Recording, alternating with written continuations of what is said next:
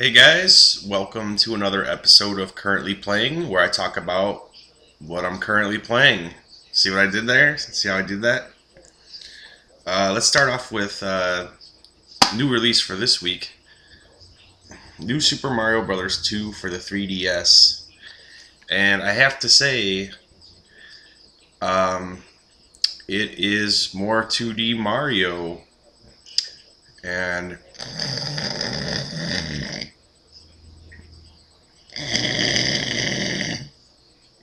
yeah, that's pretty much it. It's not the greatest. It's not a bad game by any means. It's 2D Mario that you've played about a billion times already. And before you hate on me for saying that, let it be known that I am a huge Nintendo fan. Anyone who knows me knows this. Anyone who listens to the Perfectly Sane show knows that I'm the guy who defends Nintendo all the time on there. But New Super Mario Bros. 2, I don't think I could. I mean, it's not a bad game. It's just there's nothing to it. They've added one new thing, which is that it keeps track of all the coins you get, and can you reach 1,000,000 coins was like part of the marketing for. It says it on the back of the box. Can you reach 1,000,000 coins? There's a little bubble. Whoops, right there. Can you reach 1,000,000 coins? Maybe. I don't care. I mean, it's a gimmick, but it'll work for some people. I mean, this game is coin porn. Coin porn. I mean, look at the box. It's all gold and coins. Um, and well, that doesn't do much for me. But for people who are like OCD, who have OCD or whatever, I almost feel bad for them because this game is going to drive them like literally insane in no time. But the problem with the game is it's copy and paste. There's no magic. It's really simple, really straightforward. Nothing new in it beyond the coins. Oh, you get a coin block head, which gives you more coins. Um, my thoughts on this are I didn't really care for New Super Mario Brothers on the Nintendo DS. Um, but I don't feel like there's no hope for 2D Mario. I thought for sure New Super Mario Brothers for Wii would be another cash in because it came like a year later or 2 years later, and it came like a year after like Super Mario Galaxy, which was fantastic and is the best game on the Wii. If you disagree with that, you're wrong. Um, but I don't know. I don't know what it is with the handheld 2D ones. You would figure like it would be fun to play Mario in 2D on the handheld, and it generally kind of is, but it's kind of. I mean, honestly, I'm kind of bored with it. I'm in World 4, which means I'm at least halfway, and I'm bored, kind of. Like it's kind of fun, but it's kind of boring. There's not much there, and maybe it'll pick up, but it doesn't have that much time to pick up steam and really like blow me away with some new levels. But I mean, they just put no thought and no heart into it. It's just like, here's another ghost mansion. Let's put a ghost mansion in each world. Here's another, snow level. Here's another, let's have the mini castles. I don't know what they're actually called, but you know how at the end of every 2D Mario world there is the big castle, but halfway through it there's the mini castle with generally an easier boss. Maybe it's time to think of new bosses. Like, take a day out of the development schedule to come up with a new boss. Let's not just bank on nostalgia. Let's do something new with the series. Look at Mario Galaxy. Um, and what it literally every mini castle boss so far has been the rhinoceroses on the spinning like platform things from like Super Mario World, and you get to jump over a platform and hit them, and it kills them. And that has been literally every mini castle boss. I mean, maybe once, maybe for the first level. Oh, that's cool. That's nostalgic. Can we take a minute or a day to come up with something different? All the big, castle bosses are like one of the Koopa or one of the Bowser's kids, whatever they are, and of course you have to jump on their head 3 times. And I hate to be down on the game so much, but to me, this is not a buy. This is a rental at best for $40. Fucking kidding me, man. I could download any of the older Mario games on the Wii and play those. They're way cheaper, and they still have some sort of magic because there was some creative spark at the time. This game, as far as I can tell so far, is creatively bankrupt. I mean, would it kill you to come up with a new level? Like, I don't know. I bet you I could come up with one right now. Let's have a level where Mario is going through a theme park. And there's like a roller coaster segment. And boom, boom, there you go. That's a new idea. It's as good as let's have another Snow World. I don't know. Let's have a level where Mario is shrunk down to miniature size and he's on planet Earth and I don't know, he's running through a house in a backyard. Chibi Robo, motherfucker.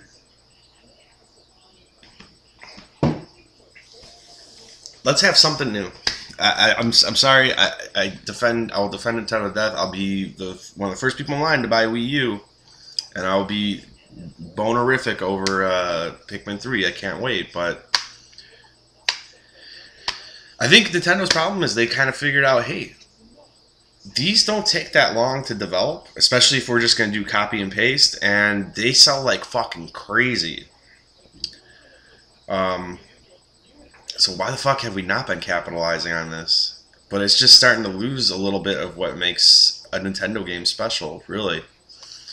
But at the same time, I can't blame a little kid for wanting this, and I'd rather have a little kid want to play this than, I don't know, Call of Duty or some other shit.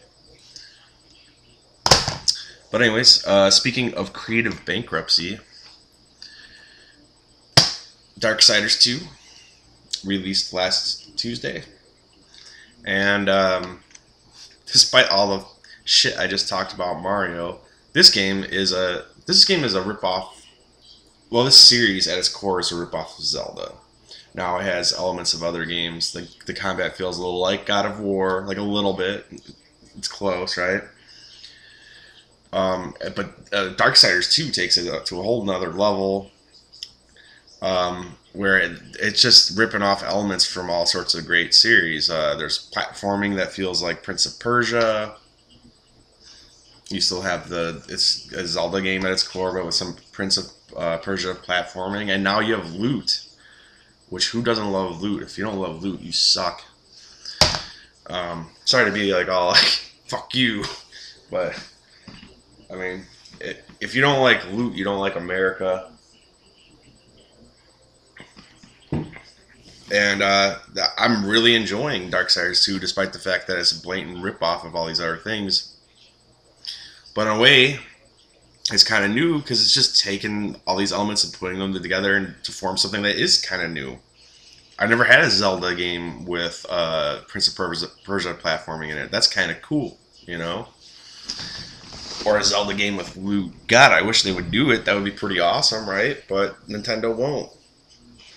They think, you know, they have to reinvent the fucking wheel each time with that series and give it a new control scheme. And it's like, dude, the stick works fine. Stick and buttons, motherfucker. Sorry, this Guinness is yummy. It's calling me. But, so, I mean, yeah, it is a ripoff of a lot of things, but Visual Smart to like, we want to make a cool Zelda game, and like, let's take ideas from other games that we like. Let's make something that's kind of unique in its own rip-off way. And it's really fun, and it's long. I'm like a dozen hours into it. I have no idea if I'm near the end or not. Probably not. It's a big, badass game. So in ways, like, parts of it might feel kind of disposable, but at the same time, it's kind of a rare treat that you get this big, deep adventure game in the vein of Zelda, like a nice single-player adventure nowadays. You know, you think about it. There are some features that they try to add to, you know, give it some sort of online multiplayer type thing going. I mean, it's single player all the way through and through, but like, oh, you could trade items with friends. That's cool. It's cool that they're just taking cool ideas. You know, like, let's put this out there. It definitely feels more polished than the first one. I'm trying to kind of brainstorm here because I'm supposed to write the review of this for Vagary TV. Even though I kind of just want to play it and have fun, but they asked me and I said, okay. But, you know, what else can I say about it? It's going to be a pretty short review. Bad things I could say about it. Well, I kind of said the worst thing is it's a ripoff, but if that's the worst thing you could say about a game. There are sometimes when you're traveling through the open world, like out of nowhere, the whole thing freezes and there's a little loading symbol. And I'm not one of those people that'll be like, oh, it totally ruins the immersion. Like I actually thought I was in the fucking game, but it kind of is distracting and it breaks up the experience a little bit. I mean, I'm stretching here, man. I don't know. I really like it. I enjoy it. I'll have to think of some more bad things I could say about it, but honestly, right now, I'm kind of leaning towards giving it a 4 out of 5. I'm looking at some of the notes I wrote on this. I didn't say much else bad besides the loading screens. Another thing I like about it, too, in my review of Skyward Sword, which I was very disappointed with, I complained that there's just too much goddamn filler in that game. Like, there were literally points where I spent 4 or 5 hours between dungeons.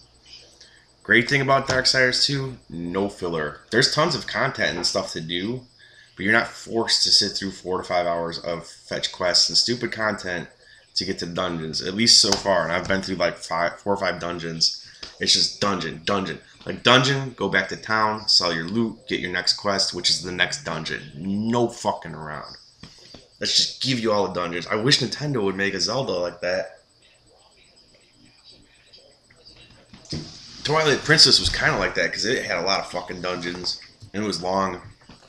But like, look at the first 3 hours of that game. You have to go through 3 hours. You're fishing and playing with the fucking cats, and all you really want to do is get in the goddamn dungeon, fucking solve some puzzles, kill some things, get your new item, kill that fucking boss. Oh yeah, that's another thing it rips off. I'm gonna have to make a note of this. One of the bosses in this was totally like a Shadow of Colossus ripoff.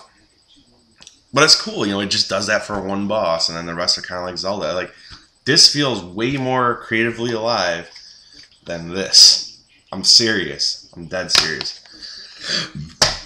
It's like, yeah, it's borrowing stuff from other series, but it's kind of blending them and using a little bit here, a little bit there. Let's have one boss that's kind of like Shadow of Colossus because those bosses were badass. I like that. That's fun. So kudos to Visual Games, man. Really. I guess the one final note I'll say on this is like the controls on this are awesome. Love the controls. So yeah, you can expect a very positive review from me sometime. Hopefully sometime soon. Hopefully I get to finish it soon. But that's what I've been playing. And for the foreseeable future, it's going to be a lot of Darksiders and not much else. I'm hoping for the Tony Hawk Pro Skater DLC, so I get my Tony Hawk Pro Skater 3 stuff. But other than that, I know in September there's Borderlands 2, which I'm not the hugest Borderlands fan. I've tried, I love loot, like I said. I like shooting stuff, but there's something about that series, I don't know. It's boring, especially if you're playing by yourself. But I might get it because all my friends are going to get it. But the next game I know I'm buying for sure is Resident Evil 6, despite the fact that I think it's going to suck.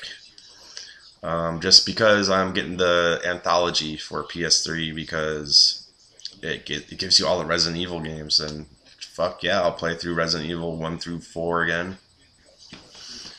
And I'll play through 5, like the DLC that I never played. But anyways, yeah, that's about it. Let me know what you've been playing. Let me know what you think of the games.